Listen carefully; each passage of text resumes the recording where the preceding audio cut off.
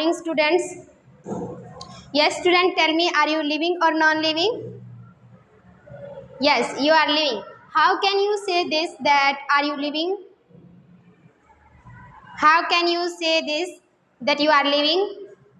Yes, because you are moving, you are taking food, and you are inhaling and exhaling the air. Means you are breathing. Okay, today we will discuss about the air. Yes, students, what is air? Air is a matter.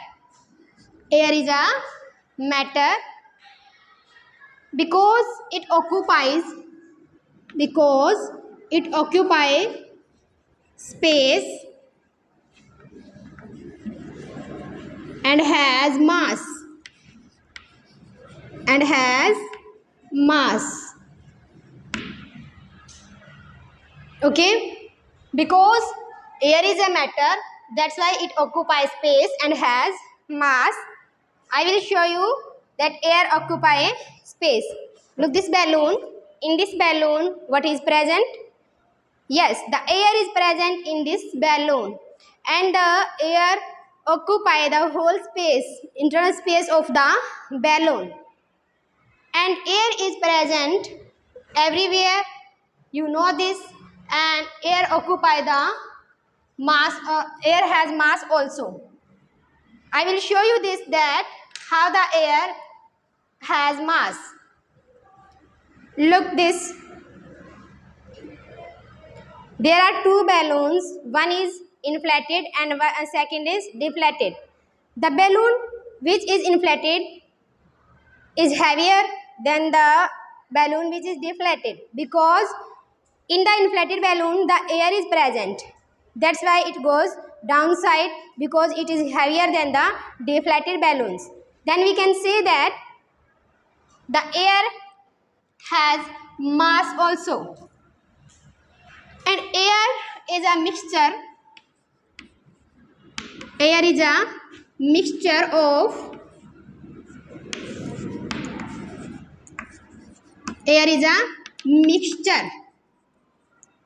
different gases.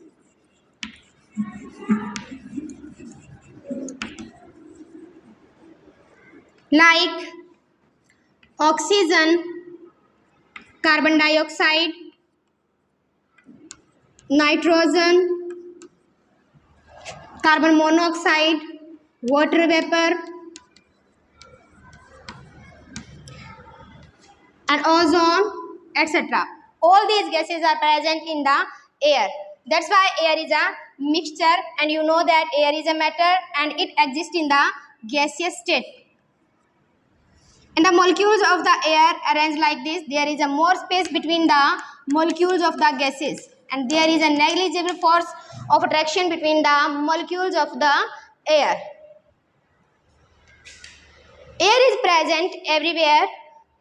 I will show you that air is present everywhere. In this room also the air is present. Around us also the air is present.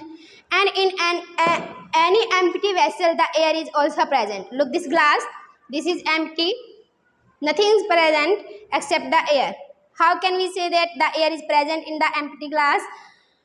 I will invert this glass and put in the water present in a trough.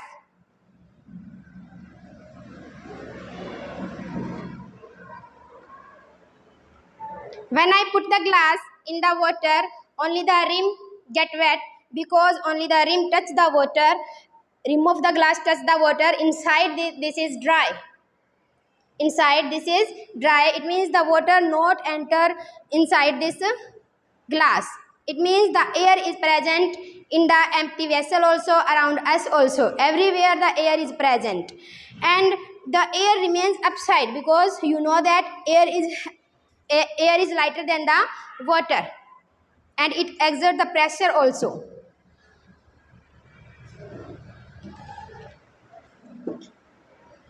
Now you know that air is present everywhere. It means the air is present in the soil also. I will show you that how the air is present in the soil. This is the water in the flask, and this is beaker. In this beaker the soil is present. When I pour the water in the soil, the air bubbles comes out. Looking, these air bubbles are due to the presence of air inside the soil. Actually, these are the bubbles of the air. That's why we can say that the air is present in the soil also. And due to the presence of air in the soil, the organisms which lives inside the soil are able to survive in the soil. Like that, the earthworm lives inside the soil, ants and other organisms also lives inside the soil, due to which they are able to survive in the soil. It means the air is also present in the water. I told already you that air is present everywhere. Like that, in water also. I will show you, I will tell you that when you keep the water under the sunlight, then the air bubbles, the bubbles comes out on the rim of the vessel. You will look that on yourself. And when you heat the water generally for bath, then the bubbles also comes downside, from downside and goes upside.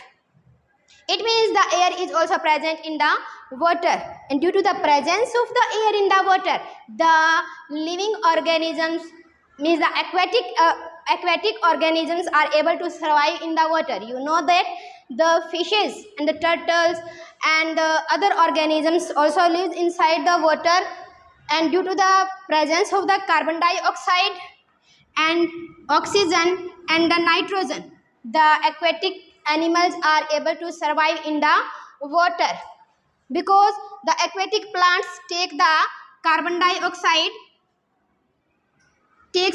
dioxide from the water and make their food, and the aquatic animals take in oxygen from the water and survive. Like that, the fishes take the dissolved oxygen from the water and then they breathe.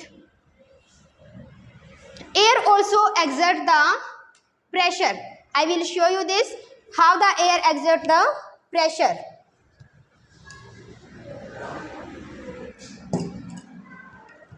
This is a paper, this is glass. In this glass the water is present. I will show you that how the air exerts the pressure. When I put the paper on the glass containing water, I will invert the glass. The paper not comes downside because the air from downside exerting the pressure. That's why the paper not fall down.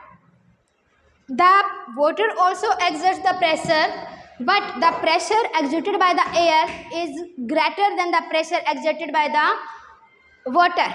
That's why the paper not fall down, due to the more pressure of the air. Okay student, understood now? Yes students, read about the air. Air is a matter, and you know that air exists in the gaseous state. The molecules are loosely packed in the air, and there is a more space between the molecules of the air, and there is a less force, there is a negligible force of attraction between the molecules of the air. You know that air occupies space and has mass also, and air is a mixture of different gases, and air present everywhere in the soil, in the water, in also, and the air exerts the pressure also. Okay students, today we will do this question. Write first question, what is air? What is air? Second question, what will happen if the air removed from the soil? Third question, right? How can you show that the air exerts the pressure? Okay students, thanks. Have a nice day.